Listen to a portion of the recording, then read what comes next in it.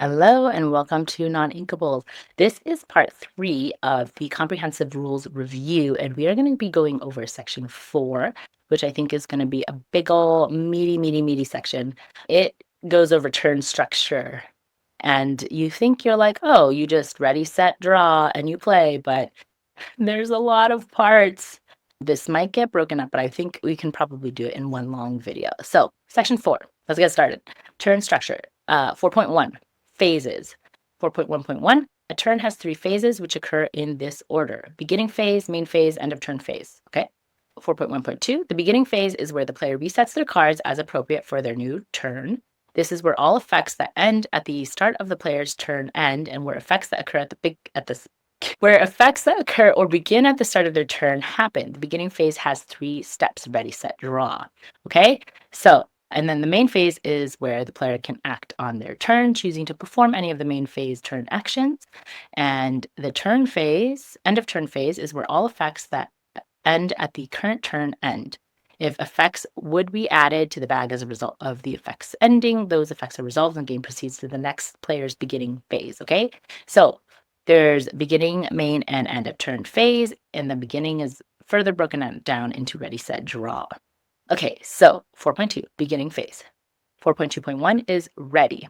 So 4.2.1.1, the active player readies all their cards in play and in their inkwell. 4.2.1.2, effects that apply during your turn start applying. 4.2.1.3, effects that end at the start of your turn or at the start of your next turn end.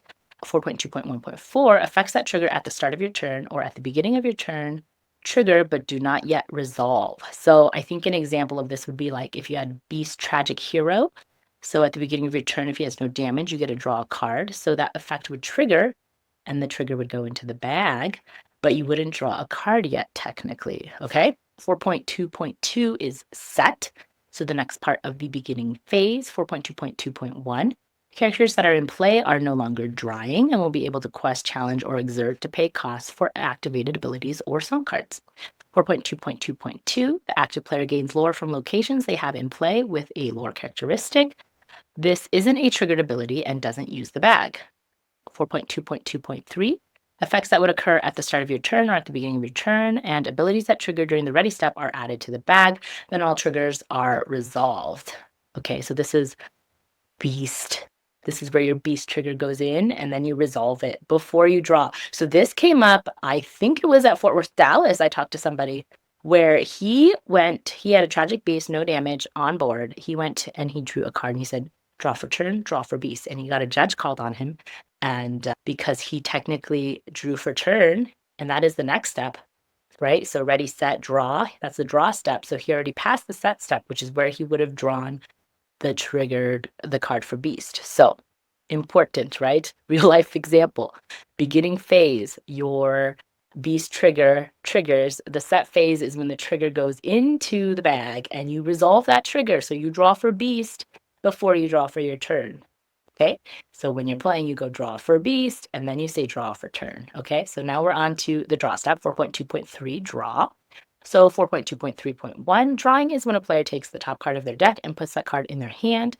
A player can only draw from their deck. Sorry, I don't know why I added a one. A player can only draw from their deck. Putting a card into the hand from any zone besides the deck isn't considered drawing. Okay. I think this maybe applies somehow for if your opponent has a card if your opponent has an exerted Diablo and it's like when the opponent draws, you draw.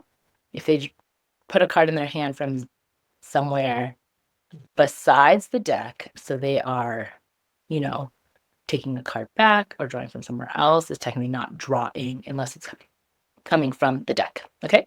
4.2.3.2. First, the active player draws a card from their deck. If this turn is the first turn of the game, the active player skips this step. So when you start your game, the first person to go does not do the draw step, right? You get an ink first, but you don't get a draw card. 4.2.3.3, once all effects have been resolved and there are no more waiting to be added, the game moves on into the main phase. So 4.3, main phase. This is big old section. So 4.3.1, turn actions are the actions that the game allows a player to take during their turn. No effect or other card is needed in order to take these actions. 4.3.2, the active player may take turn actions in any order during the main phase of their turn. Unless otherwise noted, they may take each action any number of times, provided they have the necessary resources to pay any associated costs and complete the turn actions. So the turn actions are things like play a card, challenge, blah, blah, blah. 4.3.3, put a card into the inkwell. This turn action is limited to once per turn, so you can ink once per turn. Obviously, if you have a card that lets you ink a second time, the card effect supersedes this rule, right? But in general, you can only ink once per turn. And this part is broken up into like subsections, going over the exact technical what happens when you put a card into the inkwell. So 4.3.3.1, the player declares they're putting a card into their inkwell, then chooses and reveals a card from their hand with the inkwell symbol. All players verify that the inkwell symbol is present. 4.3.3.2, the player places the revealed card in their inkwell face down and ready. 4.3.3.3, effects that would occur as a result of card being put in the inkwell are added to the bag. So for example, if you had like Raya, I think it's one of the new Raya cards where every time you ink, you can ready a character. So let's say you had a turn where you quested with somebody and then you ink, because in the main phase you can do these actions, whatever order you want. So let's say you quest first and then you ink. When you ink, the effect that Raya has is that you could ready that character. So that effect can be added to your bag of stuff, bag of effects, I suppose. The next action that you could potentially take is 4.3.4, which is play a card. And this is a pretty long section. So let's get in close and go through them. So 4.3.4, play a card. Part 1. The active player can take a turn action to play a card from their hand by announcing the card and paying its cost. This process follows a series of steps. If any part of playing a card process can't be performed, it is illegal to play the card, and the game goes back to the point right before the card was announced. Okay? So you have to be able to do all of these parts to play a card. And this, we'll go through it and then I'll talk about it. So, second part. These steps apply to all cards that can be played. Cards can normally be played only from a player's hand. Only the active player can play cards. No player may play a card on an opponent's turn. So it says, first, the active player announces the card they intend to play and reveals it from their hand. Second, the player announces how they intend to play the card, whether it is for ink cost or an alternate cost. If multiple alternate costs could apply to the card, the player may choose one and ignore the others for purposes of playing the card. Third, the player determines the total cost needed to play the card. The total cost is the ink cost or alternate cost plus any cost modifiers. This can include additional costs, cost increases, or cost reductions. Apply any additional costs first, then cost increases, then cost reductions. The resulting cost is the total cost, aka how to do math. Fourth, the player pays the total cost. If the total cost includes any ink, the player must exert a number of ready ink cards equal to the ink cost. If any other costs are included, the player pay those costs as instructed by the card text. Costs can be paid in any order, but must be paid in full. Next, once the total card cost is paid, the card is now played. If the card is a character item or location, the card enters the play zone. If it's a character being played using its shift ability, it must be put on top of the card indicated in the second step of this process. If the card is in action, the effect immediately resolves and the card goes into the player's discard pile.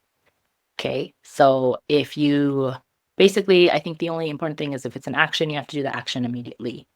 4.3.4.8, if an effect would trigger as a result of any of the steps for playing a card, that effect waits to resolve until the card and its effect are fully played and resolved. Note that while an action is resolving, it is not considered to be in the discard yet. So this, I think, it addresses the Oceana issue, if you listen to my podcast about that. Basically, it's saying if an effect would trigger as a result of any of the steps for playing a card, that effect waits to resolve until the card and its effect are fully played and resolved. So, for example, the guy had a magic broom. He played a goat.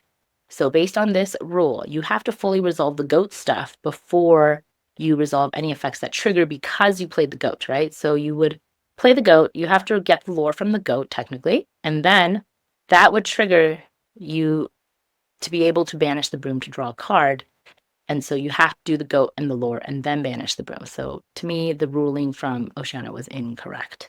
Next, 4.3.4.9, effects that change how a player pays the cost of a card. for example, singer, don't change the ink cost of the card. 4.3.4.10, if a card is played for free, ignore all ink costs when paying for it. Other steps required to play the card and non-ink costs still apply.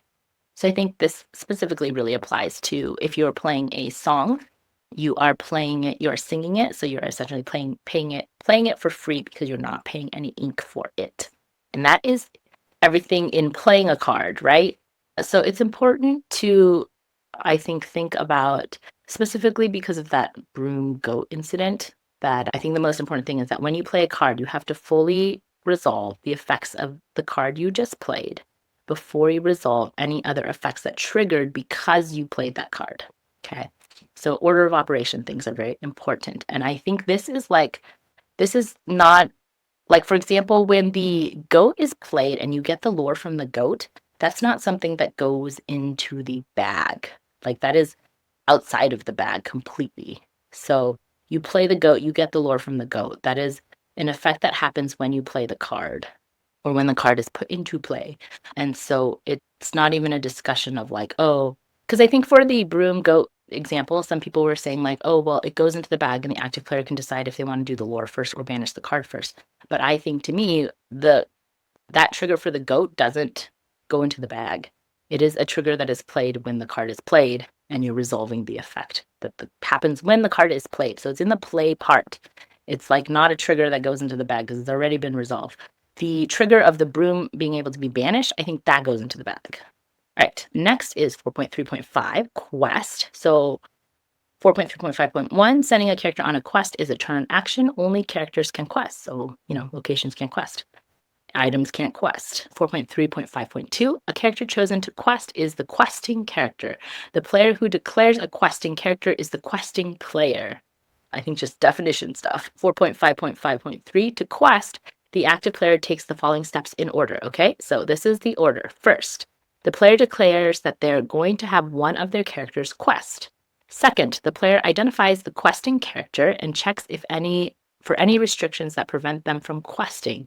Examples are they aren't dry yet, or they have reckless, or somebody saying Heffalumps and Woozles on it the last turn, and so they can't quest. 4.3.5.6, if an effect prevents the identified character from questing, that quest is illegal. Third, the player exerts the questing character. If no effect prevents the character from questing, the quest is complete and the questing player gains lore equal to the lore symbol of the questing character. So you get the lore from questing. 4.3.5.9, effects that would occur as a result of the quest are added to the bag.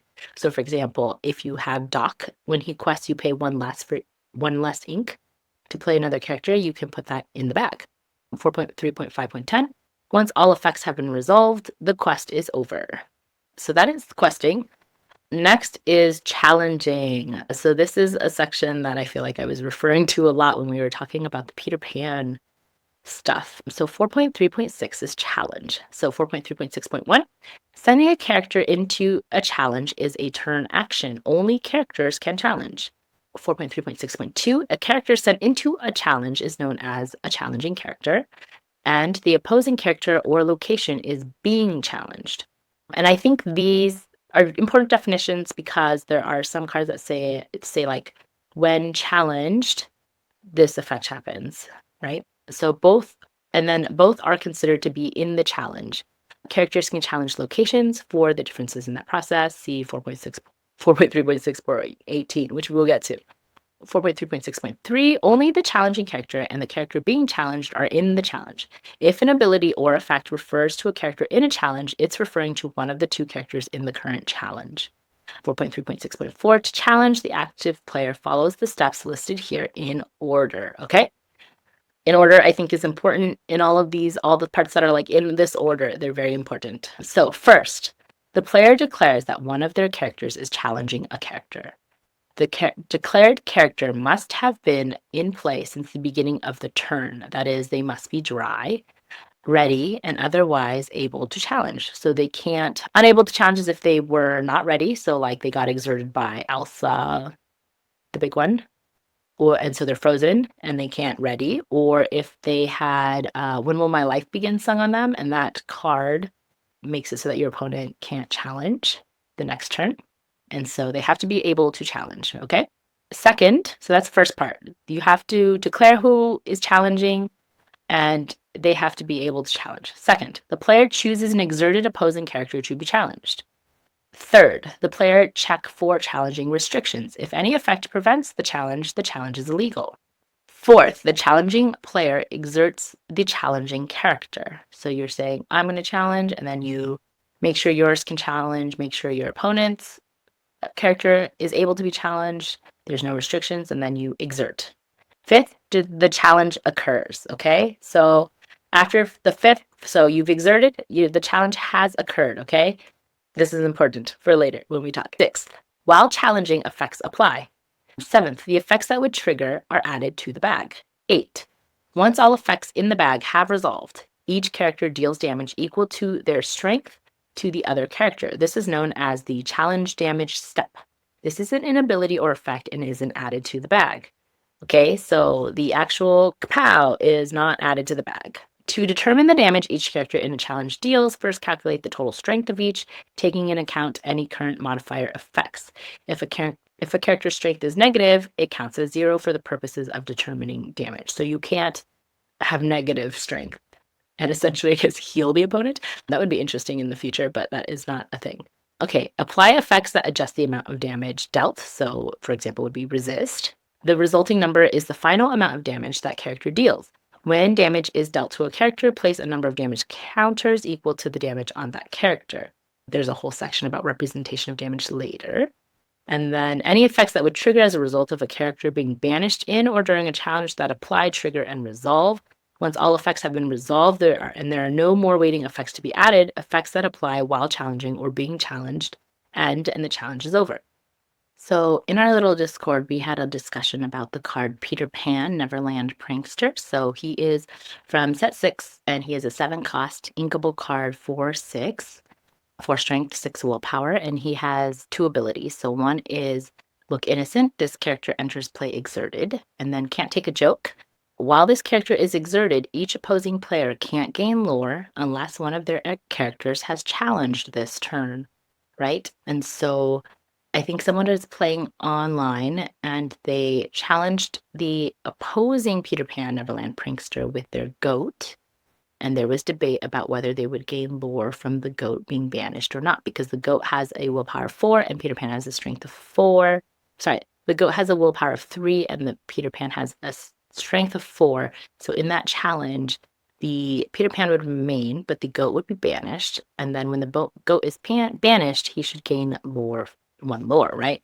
So we had some discussions about whether or not that person would gain the lore. And there was like, they kind of had, the opponent was like, no, because of blah, blah, because I think they specifically brought up the rules about the game state check, and they said the state of the game, the state of check of the goat is done before the end of the challenge.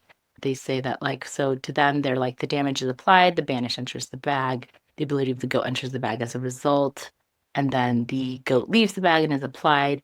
Peter denies it as the challenge hasn't ended, then the challenge ends, and then so they don't get lore, because it didn't make sense to me what the opponent was saying, because it doesn't, to me, that's not correct. So if you look specifically at the text of Peter Pan, it says, while this character is exerted, right? So he's exerted. We've got that part. Each opposing player can't gain lore unless one of their characters has challenged this turn. If you look specifically at the rules, 5.3.6.9 is like the 5th step, right? It says 5th, the challenge occurs, right? So once the challenge occurs, to me, Peter Pan has been challenged, right? Peter Pan's condition is met. So it no longer applies. And then that's like the 5th part of challenging. Whereas when you are trying to figure out like who has what strength, and if people get banished, that is step 8. And so to me, Peter Pan's effect, once the challenge occurs, is gone. And then you decide, like, does the goat get banished or not? And then by that time, Peter Pan's effect doesn't matter anymore. And you find out the goat does get banished because it has less willpower than the strength of Peter Pan, and so then you would get the lore from the goat. And, like, to me, it made a lot of sense, although I think in our community, there's still some confusion. I don't know if that's because I've taken several law classes, so to me, this just reads like law and is very logical, but maybe it's not clear to other people. So, yeah, and there's actually more parts of challenging, but that is for, like, when that what we just went through is, like, what happens in a challenge against another character, right? So, to recap, first, you say one of your characters is gonna challenge, and you make sure that your character is able to challenge. Second, you say you're gonna challenge whatever character of your opponents. You have to make sure that that character is exerted, so able to be challenged. 3, you have to make sure there's no restrictions that would prevent a challenge. Then 4th, you exert your character. 5th, the challenge happens. 6th, you apply any effects that say while challenging. So, for example, the Enchantress card from, I think, set 2, it says, like, while challenging, this character gets +2 strength, right? So she becomes like a 3/1 or something like that. That's step 6. 7th, the effects that would trigger are added to the bag. So, for example, like if you had a Lorcana on board and when you challenge something else, you can get a lore that would go into the bag. 8th, once all the effects in the bag have been resolved, so you would get that lore from having a Lorcana on board. Then you look at the strength and willpower and you do the challenge damage step to see who is banished and who is not. And then you apply any effects that change the amount of damage done, so things like resist. Once you've done all those calculations, you figure out if which characters remain and how much damage they have, and which characters are banished. And then if there's a trigger that would happen, for example, a goat is banished, that would go into the bag, and then you would resolve that, and then the challenge is over. Okay, so moving on. Next, we're going to talk about challenging locations. Okay, so this is 4.3.6.18. Players can choose to have a character challenge a location. This follows all of the normal rules and steps of challenging, with the following exceptions. So, 4.3.6.19, when a challenger is declared, the player chooses an opposing location instead of an opposing character. 4.3.6.20, locations are never ready or exerted. They can be challenged at any time in the main phase. 4.3.6.2.1 or 21, locations don't have any strength characteristics and don't deal damage to the challenging character. 4.3.6.22, if a character in a challenge is removed from the challenge for any reason, that challenge ends. First, resolve any remaining triggers abilities in the bag, then all while challenging effects end, and the game proceeds to the main phase. So they give an example A. The active player has already Stitch, New Dog in play, and the opponent has an exerted Milo Thatch, Clever Cartographer in play. The active player announces Stitch is challenging and chooses Milo Thatch as the character being challenged. There are no restrictions or requirements to satisfy. No effects trigger as a result of these declarations. The active player exerts the Stitch. Both Stitch and Milo Thatch deal damage equal to their strength to the other. Because they're both 2/2s, the active player and the opponent place damage counters on their character. A game state check is performed. There are no effects that would trigger from the check. The challenge is over. And both characters are banished. So I think a lot of us sometimes skip this step where we put the damage counters on if they're going to get banished anyways. Example B, the active player declares that Marshmallow, Persistent Guardian, is challenging an opposing Cheshire Cat. Not all there. Cheshire Cat's ability lose something reads, when this character is challenged and banished, banish the challenging character.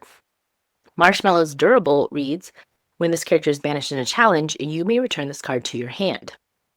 So, Marshmallow is 5/5, so he has 5 strength. He deals 5 damage to Cheshire Cat, who has a willpower of 3. Cheshire Cat's is 0/3.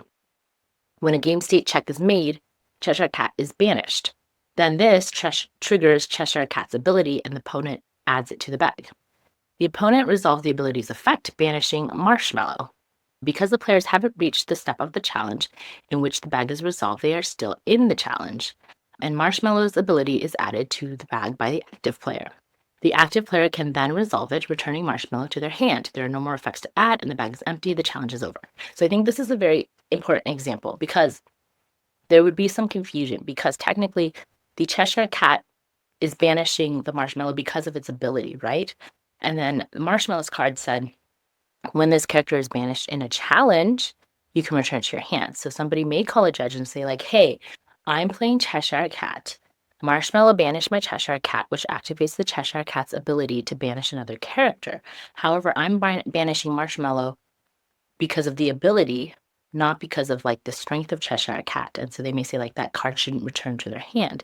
But technically, by the steps of the challenge isn't over. And so technically they're still in a challenge. And so Marshmallow does return to the hand. So I think these are the nitty-gritty parts of the rules that are important to know.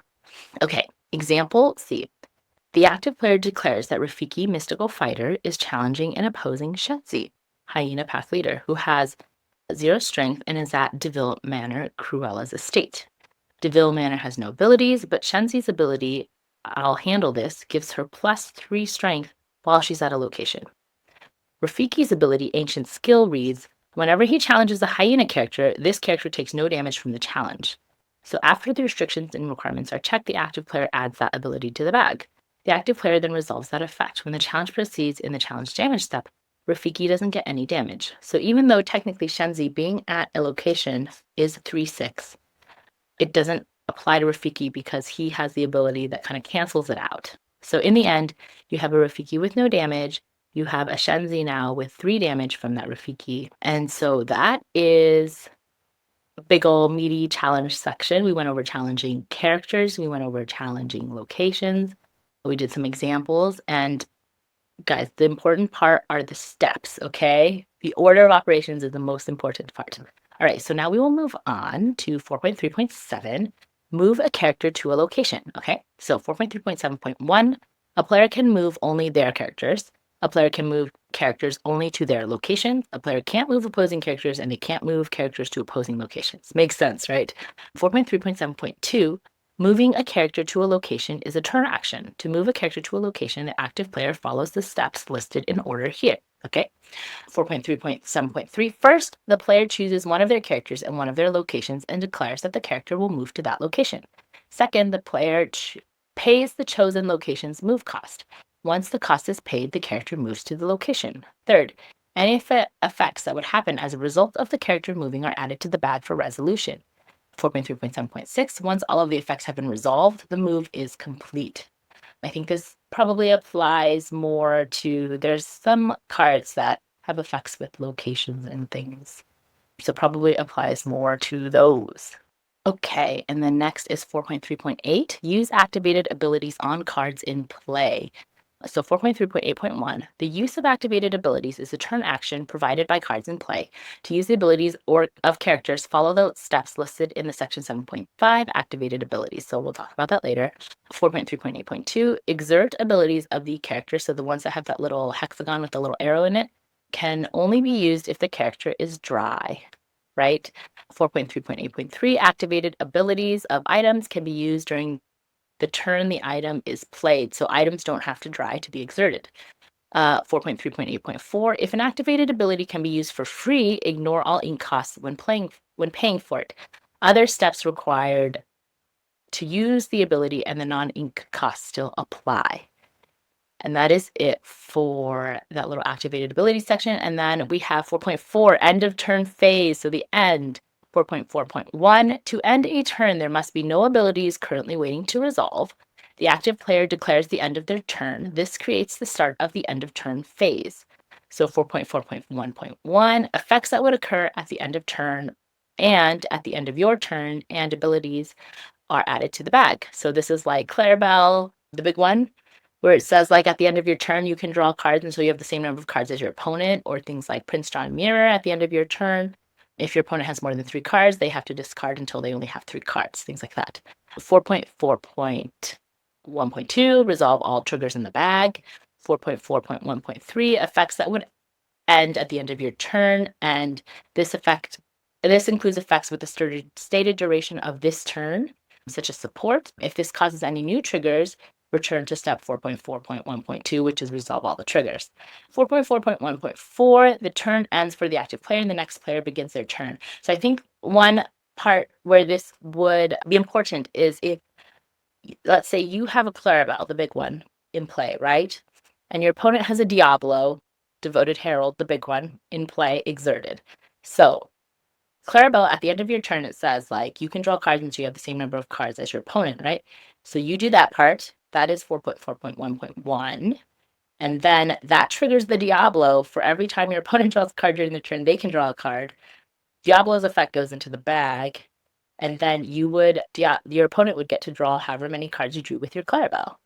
However, Clarabelle's effect has already ended because that was 4.4.1.1, so part one. And then the Diablo effect is put into the bag at part two and resolved in part three. And then you keep going back to part two if there's any new triggers, but there are no new triggers. Like your Clarabelle doesn't re-trigger because your like end of turn effect has already occurred. So you would not get even more cards because your opponent has more cards now, because that's already that Clarabelle effect is the first part, and then the Diablo is the second part, and then getting the cards from the Diablo is the third part, and then you only go back to part two, you don't go back to part one, right? So I think that is where end of turn order of operations is important. And that is it for this very, very meaty section. If you're going to review any section so far through sections 1 through 4, I would say review 4. It is the longest section, but I would say review the steps of exactly the order of when things happen, when you play a card, when you challenge, etc. And that is it for this section. So part 3 of our comprehensive rules guide review. And we did section 4 of the comprehensive rules. All right, that's it. As always, keep shuffling. Hopefully, you don't end up with a whole handful of non-equals like me. All right, bye.